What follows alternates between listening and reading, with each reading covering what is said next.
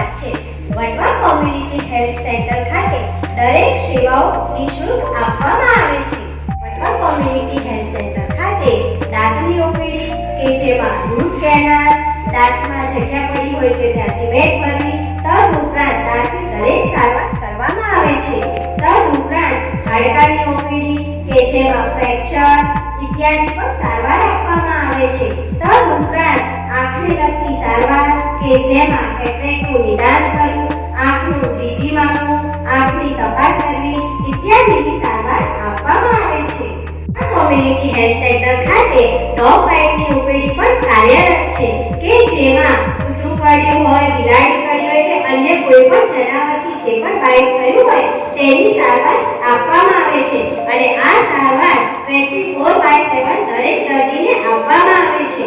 તદ ઉપરાંત Vatva community health centre ખાતે દરેક લોહીના રિપોર્ટો જેમ કે શુગર ચેક કરવું, ડાયાબિટીસ, થાઇરોઇડની તપાસ, પેશાબની તપાસ, ટીબીની સારવાર ઇત્યાદિ દરેક લોહીના રિપોર્ટો તદ્દન વિનામૂલ્યે કરવામાં આવે છે. કોમ્યુનિટી હેલ્થ સેન્ટર ખાતે દરેક પ્રકારની સોનોગ્રાફી તેમજ દરેક પ્રકારના એક્સરેની સુવિધા ઉપલબ્ધ છે. આ માટે દર્દી કોઈ પણ સમયે સોનોગ્રાફી અને એક્સરેની સારવાર માટે આવી શકે છે. આવો વટવા કોમ્યુનિટી હેલ્થ સેન્ટર ખાતે બીજી કઈ સેવાઓ ઉપલબ્ધ છે એ વિશે તમને હું વિસ્તારથી જણાવું. તો અહીંયા ઇમરજન્સીમાં કોઈ પણ દર્દી 108 ને બોલાવીને સારવાર માટે આવી શકે છે. તદ ઉપરાંત ઇમરજન્સીમાં અને ઓપીડી સમય દરમિયાન આઈપીડીની દરેક સુવિધાઓ ઉપલબ્ધ છે જેમ કે ડાયાબિટીસ, હાઇપરટેન્શન, લોહીની ઉણપ જણાય તો તેમાં ઇન્જેક્શનથી લોહી વધારવું, તદ ઉપરાંત બોટલ ચડાવીને પણ લોહી ચડાવવાની સારવાર અહીંયા ઉપલબ્ધ છે. આ ઉપરાંત અન્ય બીજા કોઈ પણ તકલીફો હોય તો તેની સારવાર અહીંયા મળી રહે છે.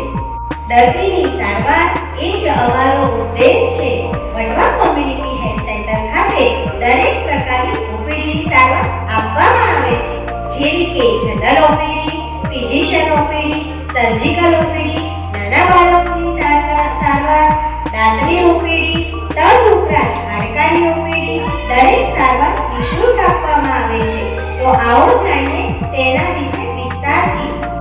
આઈપીડીની સેવાઓ કે જેમાં diabetes, hypertension, malaria, dengue, asthma, arthritis, શ્વસનતંત્રના રોગો દરેકની સારવાર અહીંયા આપવામાં આવે છે. કુવાવડની સારવાર કે જેમાં નોર્મલ ડિલિવરી અને ઓપરેશનથી પણ ડિલિવરી કરાવવામાં આવે છે. તમે જાણો છો કે ઘરે ડિલિવરી કરાવી એ માતા અને બાળકના જીવ માટે અતિ જોખમી છે. તો આપણે એટલું તો ધ્યાન રાખવું જ રહ્યું કે કોઈ પણ ડિલિવરી હોય તો હોસ્પિટલમાં જ કરાવવી જોઈએ. તદ ઉપરાંત અહીંયાથી દરેક દર્દીને ખિલખિલાટ દ્વારા સુખરૂપ રીતે ઘરે પહોંચાડવામાં આવે છે. સુવાવડ માટે દાખલ થતા દરેક દર્દીને 2 ટાઈમ સાત્વિક ભોજન પણ અહીંયા આપવામાં આવે છે. કોમ્યુનિટી હેલ્થ સેન્ટર ખાતે નવજાત શિશુને જો કોઈ તકલીફ જણાય તો તેને ફોટોથેરાપી યુનિટમાં રાખીને પણ સારવાર આપવામાં આવે છે. તેમજ નવજાત શિશુનું વજન વધારવા માટે અદ્ભુત અને અક્ષિત પદ્ધતિ કાંગારૂ પદ્ધતિ અહીંયા આપવામાં આવે છે.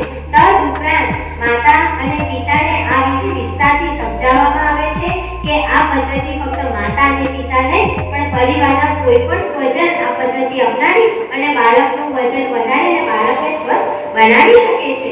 ઉપરાંત ઘરડા અને ઉંમરલાયક વ્યક્તિઓ માટે અહીંયા દર શનિવારે પીડિયાટ્રિક ક્લિનિક ચલાવવામાં આવે છે જેમાં દર્દીને એલસીડી વિશે તેમજ યોગા, એક્સરસાઇઝ, હેપી ક્લબની પદ્ધતિ મનોરંજન પૂરું પાડવામાં આવે છે.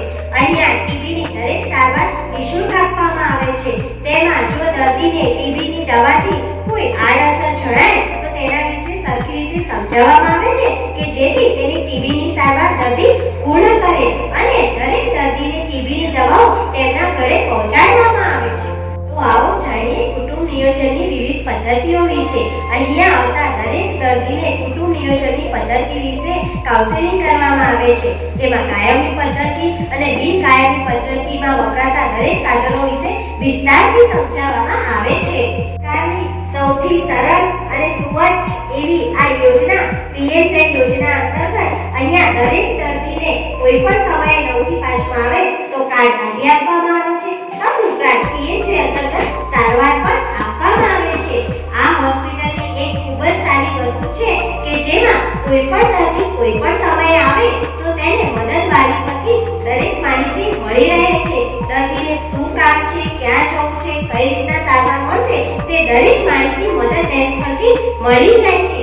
તદુપરાંત ફરિયાદ નિવારણ માટે પણ અહીંયા સારી એવી સુવિધા ઉપલબ્ધ છે. જેમ કે દર્દીને હોસ્પિટલ માટે કોઈ પણ સજેશન આપવું હોય કે કોઈ પણ ફરિયાદ હોય તો દર્દીને સમજાવવામાં આવે છે કે આ રીતના ફરિયાદ લખી અને તે ફરિયાદ પેટીમાં નાખી શકે છે અને તેનું નિવારણ હોસ્પિટલના ચેરમેન દ્વારા કરવામાં આવે છે.